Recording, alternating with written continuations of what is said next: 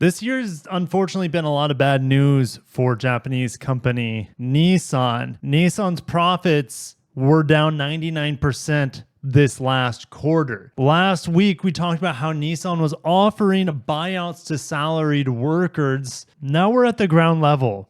Nissan is floundering at the dealership level. Profits have completely vanished. Obviously, we talked about on the corporate level at the top end, but this is mom and pop dealerships seeing their profits wiped out and them being forced in some cases to close shop altogether. And where this will end, where this is all going, is it just Nissan? Today, we'll try to figure this out. If you enjoy industry, automotive news updates, make sure to smash the like button and make sure you're subscribed. I also covered recently that Nissan's teaming up with Honda to reduce costs for software-defined vehicles. So make sure to check out that coverage. That is one of the few shining moments for Nissan this year.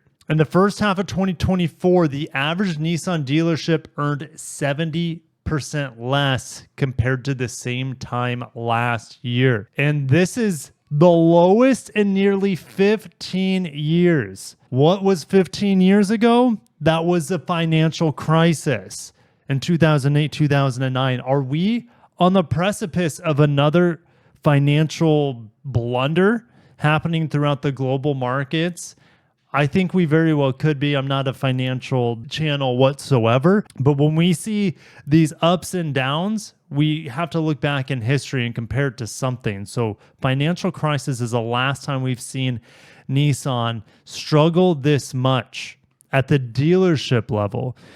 38% of Nissan's 1,071 dealerships across the country are losing money. More than a third are losing money. Dealers are struggling more than they have in a long time, said one of the dealers. And we need more volume, and we need volume fast. We know for sure that Rogue production volume has gone down, even on the back of a refresh. The Rogue got a refresh. It looks a little bit different in the front, maybe slightly different screen technology, not 100% sure because it was a big nothing burger as a refresh. It still has a CVT.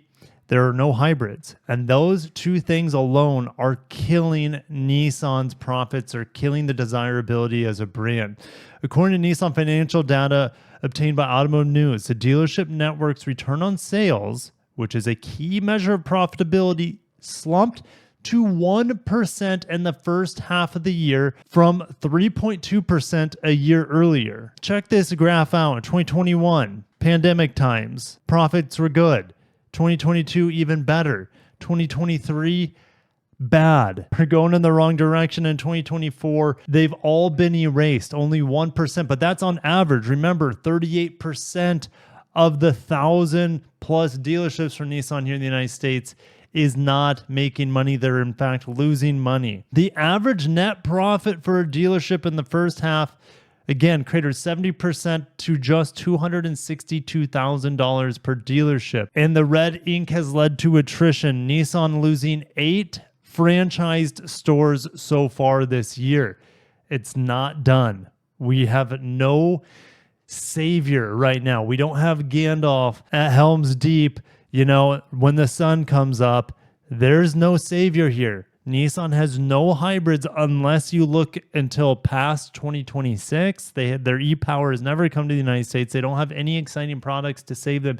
You say, Kirk, hey, the Murano and the Armada are coming soon. It's not going to help them. It's not what they need. They need a miracle, and they're not going to get any miracle in the near future. One dealer said the pace and extent that store profitability has fallen is alarming.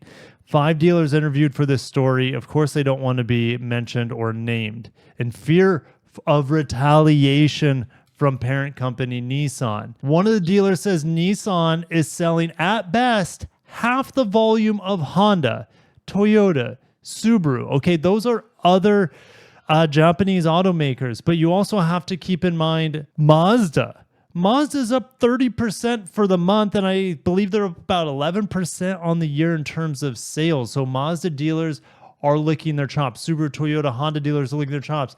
And then other competitors from Korea, Hyundai stores are selling well. To make matters worse, if you're not selling enough cars, said the dealer, you're not generating enough trade-ins, which feed profit centers such as finance, service, and parts. 5 years ago, Nissan had 7.7% of the market. It's down nearly 2 percentage points to 5.8%. Hyundai in that time has climbed 1.2 percentage points to 5% of the market. Will Hyundai overtake Nissan in the United States market? Now, we're not talking about affiliate brands. Hyundai, Kia, Genesis, they passed Nissan Infiniti years ago. But in terms of Hyundai alone, they might be able to beat Nissan in the next couple of years in terms of market share. It might even be sooner. Toyota, even though they have a huge control of the market, not as much as General Motors, but really close behind them, Toyota's share even increased a whole percentage point. If you look at Honda, mainly because the Accord is down, that's why we have a big percentage point drop. And I don't know if when the Accord goes to Indiana, the production should be less constrained there compared to where it's at in Ohio right now. But we don't know if there's going to be demand for the Accord, as the Civic's a better car. Civic's big enough for most people. It's more affordable. It's more fun to drive. It looks better. All right. Also for Honda, we'll have a new Passport soon. We should have a new Ridgeline in the next year or two as well. And we're still waiting on a new Odyssey, even though they just sort of refreshed the styling for 2025. So let's get back into Nissan here. But it's not just Nissan. We have higher interest rates, rising floor plan expenses. So this number here goes up the longer a car sits on the dealership lot or in the showroom floor. And lower per vehicle margins are squeezing profitability. I mean, it's not just Nissan. Remember, Honda Canada is cutting dealer margins by up to 44%. An average dealership profitability industry-wide dropped 30% in the first half of the year, with Nissan and Stellantis dealers taking the biggest hits, right? Nissan profitability at the dealership level is down 70% this year. Stellantis is probably not far behind. The Nissan Kicks, let's not forget this guy. Well, it's been delayed for about a year. And I was supposed to drive it a week or two ago, but that event had been postponed, kind of like the Forerunners, with no rescheduling date. So the Kicks is just kind of floating around with no arrival date for the redesign. Again, it's not going to save the brand. I think it's going to be a really good buy, like the Sentra. Watch my driving impressions of the Sentra. Sentra's a good car, and it can be had for under $20,000. Very few cars can be found on the market, new cars anyways, for under $20,000.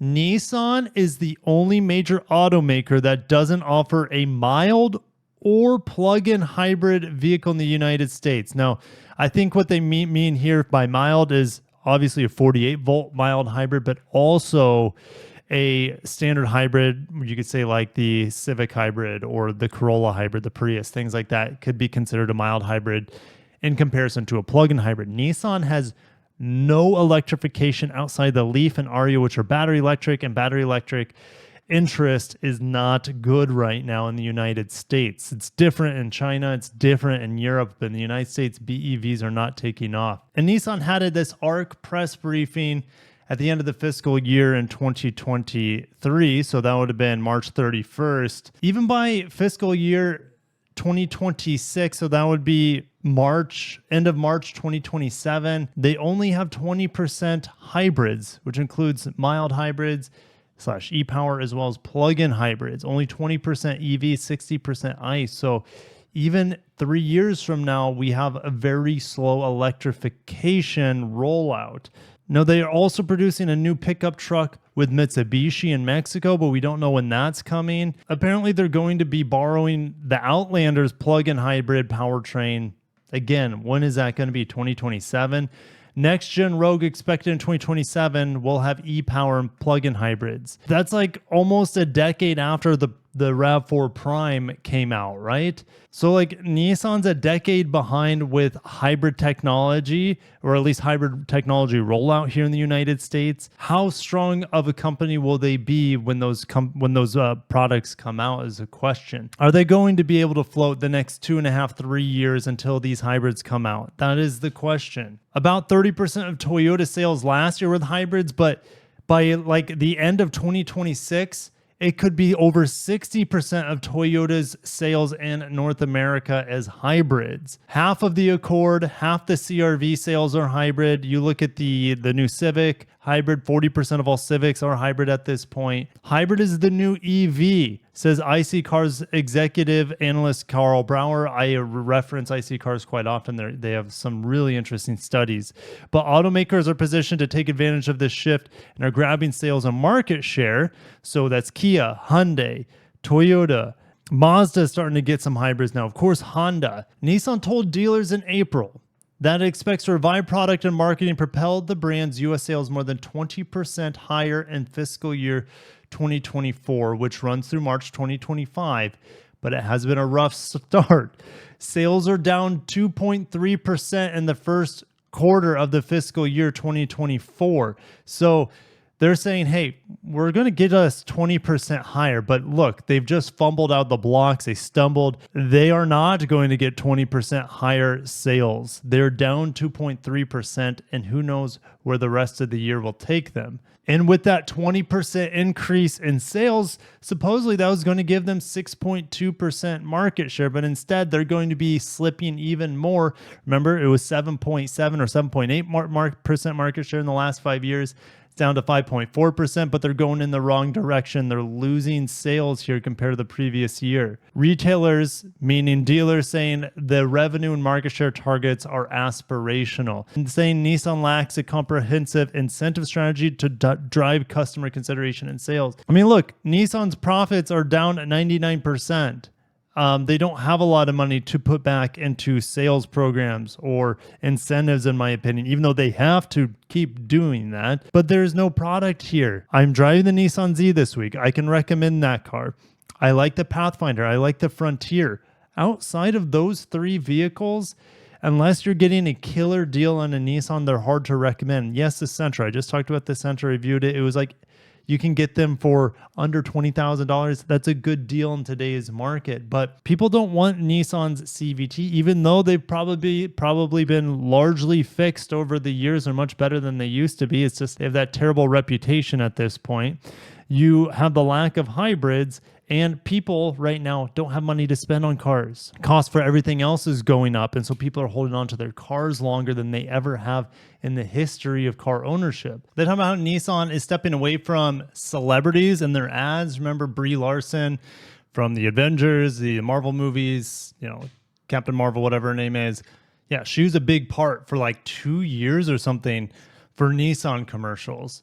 Now the commercial is going to emphasize vehicle features and design as well as a dealership experience. Dealership experience can be advertised, but actual experience, personal experience might be different from what they're advertising, right? We know I think Toyota's had a pretty successful one with that one lady. Can't think of her name, Jen or something. Her name was Jan in the Toyota commercials, this lady. So maybe if Nissan can do something funny, and maybe that could help their sales. But dealers say Nissan sales volume cannot sustain a retail network built for market share of 7 to 10%. Those interviewed said the brand should have up to 40% fewer dealerships. So they're saying that 400 dealerships essentially need to close in order for there to be a healthy dealership network. 400 dealerships close. That's 40,000 people laid off, right? One of the dealers is saying Nissan has to buy out underperforming dealerships. Now, Nissan actually has more franchises than Honda, so 9 more than Honda. They have a ton more than Hyundai and Kia. Trimming dealerships has seen profits and improvements for General Motors in the past, as well as Ford. One is saying that Nissan doesn't have the money to buy out their dealerships. So does that mean the 400 dealerships that need to close based off their current volume just need to go bankrupt? So they're saying that these larger franchises are going to sell these Nissan dealers at a bargain price to smaller dealers that can get them for a low price. But the thing is, why would these smaller dealers want them if they are not easily able to turn a profit, and they don't have a very exciting near-term product stack to revitalize the brand. I'm worried for Nissan, and it doesn't seem to be getting better. But what's the thing for the consumer at the end of this? Well, the consumer can get crazy deals on Nissans. They're piling up at the dealerships. MSRPs are getting slashed massively. And if you can snag a Sentra under 20 grand, it's a great buy. If you can snag a Frontier, I'm seeing loaded in my area, loaded Pro 4X Frontiers for 33K. Absolute amazing buy. Also Pathfinder, if you can get them for big discounts, that's a great deal as well. Do you think Nissan will pull out of this death spiral? Now, I brought up the death spiral term a few months ago when Nissan was selling a ton of cars to fleet, and those cars will drop in value super fast. So buying a new car makes no sense because the second you drive it off the lot, it has very little value. It's like buying an EV, except all their cars have that huge value loss when you drive it off the lot. So they have that issue to contend with, but all sorts of other issues. This can only be fixed with one thing, and Nissan doesn't have that one thing, in my opinion, and that is strong product stack from top to bottom. Ditch those CVTs, have hybrids, but that sort of utopic future for Nissan just doesn't exist and will not exist. I'm worried for Nissan. I'll see you guys in the comments, and hopefully you guys are doing much better with making a profit in your individual life than Nissan is doing at a corporate and dealership level. Thank you guys, and I'll catch you in the next one.